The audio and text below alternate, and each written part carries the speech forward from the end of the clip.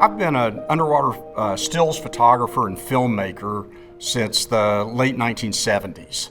And I first became involved with Dan way back in those days and have been a supporter ever since. I have been in contact with Dan during my travels a number of times. I passed out at dinner one night after a long diving expedition in the boonies of Mexico. And now you're in the middle of nowhere with the guy laying on the ground.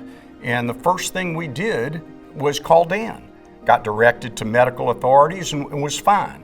And I've also been 5 or 6 or 8 times in remote locations around the world and had an incident where I thought I ought to at least call Dan, or someone should call Dan and just make sure we were doing the right things. You've got a resource of diving doctors 365 days a year, 24 hours a day, and having that feeling of support. When you've been in that situation, you really appreciate it.